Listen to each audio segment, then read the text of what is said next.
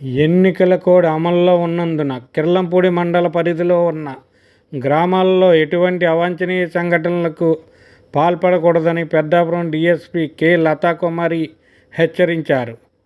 Jaggampeta CI Lakshman, Kirlampudi SI Jabir ఆధ్వర్యంలో QRT టీంతో కిర్లంపూడి ప్రధాన రహదారిపై గుంపులుగా ఉన్న వారిని చెదరగొట్టి నిబంధనలను వివరిస్తూ అవగాహన కల్పించారు.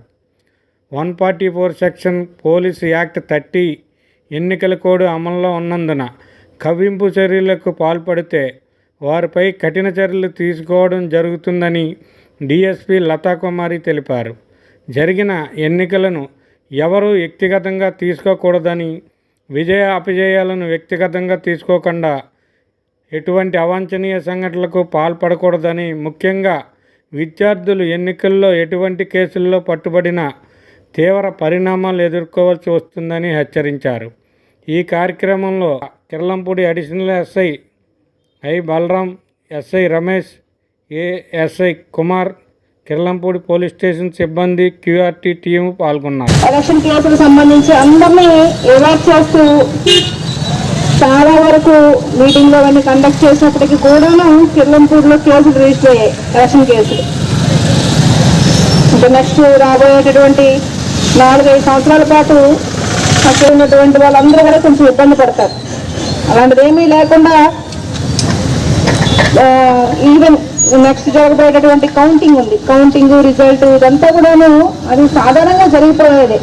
మీరు ఇప్పటికి ఎన్నోసార్లు ఎలక్షన్లో ఓటేసి ఉంటారు, రిజల్ట్స్ వచ్చింటాయి, సంబరాలు జరిగి ఉంటాయి, అదేవిధంగా పార్టీలు మారుతాయి, గవర్నమెంట్లు మారుతుంటాయి. అది భారత రాజ్యాంగ వ్యవస్థలో, భారత ప్రజాస్వామ్య వ్యవస్థలో అది సర్వసాధారణం. దాన్ని మనందరం కూడాను నార్మల్గా తీసుకోవాలి, అంతే తప్పిస్తే దాన్ని వ్యక్తిగతంగా తీసుకోవాల్సిన అవసరం లేదని మనకి మా పోలీస్ శాఖ వారు తెలియజేస్తున్నారు.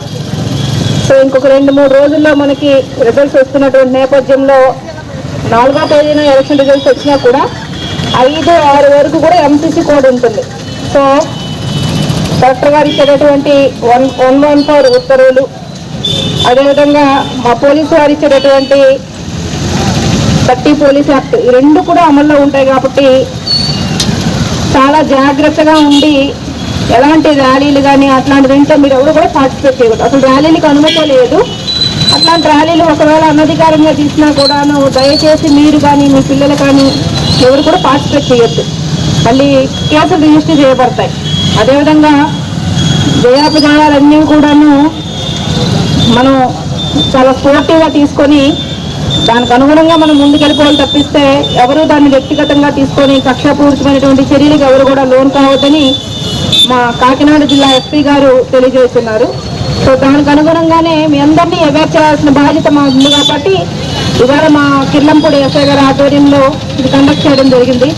ముఖ్యంగా అతి ముఖ్యంగా స్టూడెంట్స్ అనే వాళ్ళు ఎవ్వరు కూడాను రాబోయే కౌంటింగ్లో జరిగేటటువంటి ఎలాంటి కార్యక్రమాలు కూడా మీరు ఫాస్ట్గా చేయొద్దు. అప్పటికప్పుడు కొన్నిసార్లు భావోద్వేగాలు చదవడానికి ఏదైనా ఇష్యూస్ అయితే అనవసరంగా మీరు కెరియర్ని కోల్పోతారు. కాబట్టి మా పోలీసు వారి నుంచి ప్రత్యేకమైన విజ్ఞప్తిగా స్టూడెంట్స్ దీన్ని గుర్తుపెట్టుకోవాల్సి ఉంటుంది.